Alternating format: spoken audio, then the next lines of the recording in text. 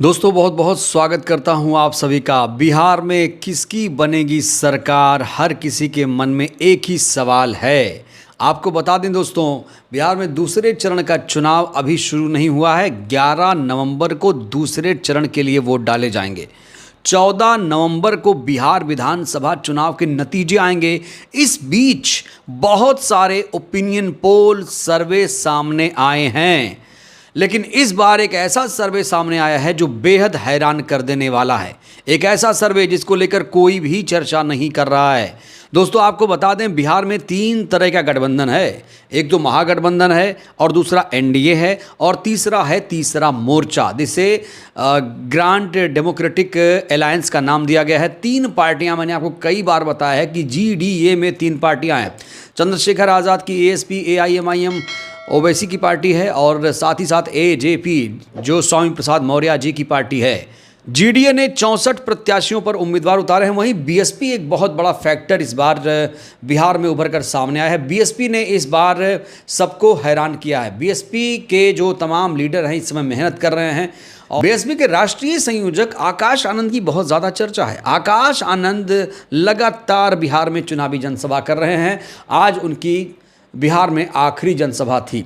मायावती जी यहां पर रैली कर चुकी हैं। तो चलिए दोस्तों, बिना देर के आपको वो आंकड़ा दिखाते हैं जिस पर कोई भी चर्चा नहीं कर रहा है। क्या वाकई इस बार किसी को बहुमत नहीं मिलेगा? और अगर बहुमत नहीं मिलेगा तो क्या कुछ होगा? दोस्तों इसी आंकड़े पर आज हम विस्तार से चर्चा करेंगे। तो सबसे पहले बिना देर के आपको बता दें कि बिहार में 243 सीटें हैं। बहुमत के लिए 122 सीटों की ज़रूरत होगी। जिसके पास 122 सीटें होंगी वही यहाँ पर सरकार बनाएगा। अब चलिए आपको वो आंकड़ा दिखाते हैं जो आंकड़ा किसी ने भी नहीं दिखाया, क्योंकि इस बार समीकरण बहुत ज़्यादा बदला हुआ है। रुझानों में जो आंकड़े हैं बेहद हैरान कर देने वाले हैं।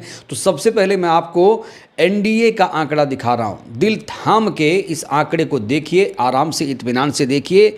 जो एनडीए है, बीजेपी को इस बार कहा जा रहा है यहाँ पर 46 से 50 सीटें मिल सकती हैं। भारतीय जनता पार्टी को बिहार में 46 से 50 सीटें मिल सकती हैं। याद रखिएगा दोस्तों, आंकड़े आप लोग लिख भी सकते हैं। वहीं जो जेडीयू है उसे 38 से 40 सीटें मिलने की संभावना है। नीतीश कुमार की पार्टी है जेडीयू, और कहा जा रहा है कि एनडीए अगर यहाँ हारी तो पलटी मारना तय है। वहीं एलजेपी को 2 से 3 सीटें इस बार बिहार में मिल सकती हैं। चिराग पासवान की पार्टी है। जीतन राम मांझी की पार्टी का नाम है हम, इन्हें 1 या 2 सीटें मिल सकती हैं। तो कुल मिलाकर देखा जाए तो एनडीए को 80 से 85 सीटें मिल रही हैं। रुझानों में एनडीए को 80 से 85 सीटें मिलती हुई नजर आ रही हैं, यानी बहुमत से कोसों दूर, बहुमत से बहुत दूर। 40 सीटों से दूर है एनडीए बहुमत से। अब बात करते हैं एमजीबी की, महागठबंधन की बात करते हैं दोस्तों। महागठबंधन में सबसे पहले हम बात करेंगे आरजेडी की। आरजेडी की अगर बात करें तो आरजेडी को इस बार 90 से 95 सीटें मिल सकती हैं। वहीं कांग्रेस पार्टी ने इस बार थोड़ा सा मार्जिन ऊपर रखा है। कांग्रेस पार्टी को इस बार बिहार में 25 से 30 सीटें मिलने की संभावना है। वहीं अगर लेफ्ट और बीआईपी को भी इसमें मिला लें तो कहा जा रहा है कि 8 से 10 सीटें इनको भी आ सकती हैं। और कुल अगर आप आंकड़ा जोड़ देंगे तो 115 से 120 ये आंकड़ा पहुंच जाता है। तो दोस्तों आप देखिए, दोनों आंकड़े एनडीए और महागठबंधन के आंकड़े अगर आप देखेंगे तो किसी को भी बहुमत नहीं मिल रहा है। इसीलिए कहा जा रहा है कि इस बार त्रिशंकु विधानसभा बिहार में बन सकती है। अब हम बात करेंगे जीडीए की, ग्रांड डेमोक्रेटिक अलायंस की। दोस्तों इस समय ओवैसी साहब की पार्टी बिहार में कमाल कर रही है। बहुत बेहतरीन चुनाव लड़ा है ओवैसी जी ने बिहार में। खासतौर से सीमांचल के इलाके में अच्छा प्रदर्शन करते हुए नजर आ रही है उनकी पार्टी। और इस बार एआईएमआईएम को बहुत ज़्यादा इजाफा होने जा रहा है। एआईएमआईएम को 12 से 15 सीटें बिहार में मिल सकती हैं। दोस्तों ये आंकड़े दोस्तों अपने आप में हैरान कर देने वाले हैं। एएसपी की बात करूं और एजेपी की बात करूं, मौर्य जी और आज़ाद समाज पार्टी की, तो इनको 1 या 2 सीटें बिहार में मिल सकती हैं। वैसे चंद्रशेखर आज़ाद लगातार बिहार में चुनावी जनसभा को संबोधित कर रहे हैं। तो एएसपी स्वामी मौर्य को कहा जा रहा है 1 या 2 सीटें इन्हें भी मिल सकती हैं। वहीं अगर मैं जन सुराज पार्टी की बात करूं तो जन सुराज को 2 से 3 सीटें मिल सकती हैं। जन सुराज को 2 से 3 सीटें मिल सकती हैं। और मैं अगर अन्य की बात करूं तो अन्य को 1 से 5 सीटें बिहार में मिल सकती हैं। तो दोस्तों इन तमाम आंकड़ों को देखिए और समझिए कि ये आंकड़े बता रहे हैं कि इस बार बहुमत बिहार में किसी को नहीं मिलेगा। ये पहली बार ऐसा आंकड़ा सामने आया है जहां किसी को बहुमत नहीं मिल रहा है। और इसमें तीसरी पार्टी जो बन रही है वो बीएसपी। अगर बीएसपी को देखा जाए तो बीएसपी को इस बार बिहार में अच्छी खासी सीटें मिल सकती हैं। सर्वे और ओपिनियन पोल में ये लगातार दावा किया जा रहा है कि बीएसपी को 15 से 18 सीटें मिल सकती हैं। यानी बीएसपी बिहार में फाइटिंग करती हुई नजर आ रही है। अब बड़ा सवाल यह है कि अगर महागठबंधन को सीटें घटती हैं, बहुमत के लिए आंकड़ा नहीं पहुंच पाता है, तो वो किससे मदद मांगेगी। यहाँ ओवैसी भी हैं और इधर बीएसपी भी है। कहा जा रहा है कि इस बार इंडिया गठबंधन के तमाम नेता जो हैं वो बीएसपी पर टारगेट नहीं कर रहे हैं। इसलिए नहीं टारगेट कर रहे हैं क्योंकि बीएसपी वहाँ मजबूत है। हालांकि एआईएमआईएम और इंडिया गठबंधन में बहुत ज़्यादा ठना हुआ है इस बार। ओवैसी इंडिया में जाना चाहते थे लेकिन उन्हें नहीं लिया गया।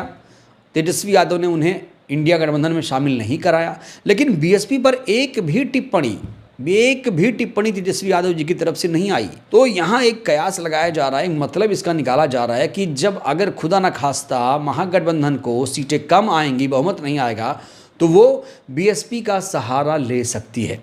दोस्तों एक बीएसपी के साथ बहुत नेगेटिव चीज़ ये है कि जब बीएसपी के नेता चुनाव जीतते हैं तो दूसरी पार्टी में चले जाते हैं। यहाँ एक संभावना बन रही है। पिछली बार एक सीट बसपा ने यहाँ जीता था तो उनके जो विधायक जमा खान नाम था, वो चले गए जेडीयू में। इस बार उनको टिकट भी नहीं मिला। इस बार जब जेडीयू बीजेपी का गठबंधन हुआ तो जमा खान की सीट पर भारतीय जनता पार्टी ने अपना उम्मीदवार उतार दिया। तो अब जमा खान जैसे लोग पछता रहे हैं कि भैया हम बीएसपी में थे, सही थे। तो बीएसपी इस बार 15 से 18 सीटें जीतेगी तो वो किसका समर्थन करेगी? जाहिर तौर से वो महागठबंधन का ही समर्थन करेगी। मायावती जी ने हमेशा यूपीए का ही साथ दिया है सेंटर में देखा जाए तो। ऐसी स्थिति में हमेशा उन्होंने बाहर से ऐसी पार्टियों का समर्थन किया, खासतौर से जो बहुजन पार्टियाँ हैं। और इस बार भी कहा जा रहा है कि मायावती जी महागठबंधन को ही समर्थन करेंगी। लेकिन बीएसपी के विधायकों से इस बार लोग यही अपील कर रहे हैं, भाई जीतना तो फिर पाला मत बदलना, क्योंकि पाला बहुत बदलते हैं बसपा के जो विधायक होते हैं। जीतते हैं हाथी सिंबल पर, चले जाते हैं कहीं और। लेकिन कहा जा रहा है इस बार नहीं होगा। बहुत सारी शर्तें थीं इस बार टिकट देने के दौरान। तो बीएसपी और एआईएम की दोस्तों इस समय चर्चा है, क्योंकि बीएसपी एआईएम बहुत बढ़िया चुनाव लड़ रहे हैं बिहार में और इसके नतीजे इस बार बहुत असरदार रहने वाले हैं। तो कुल मिलाकर इस सर्वे में देखा आपने कि एनडीए का सुपड़ा जो है साफ होने जा रहा है। एनडीए इस बार सरकार नहीं बना पाएगी। नीतीश कुमार का सपना टूट चुका है। नीतीश कुमार किसी भी कीमत पर 2025 में मुख्यमंत्री नहीं बन पाएंगे। और मुख्यमंत्री नहीं बनेंगे तो क्या करेंगे? सीधे इधर आना पड़ेगा, तेजस्वी जी के साथ उन्हें आना पड़ेगा। कुल मिलाकर इस बार बिहार में त्रिशंकु विधानसभा की स्थिति पैदा हो रही है।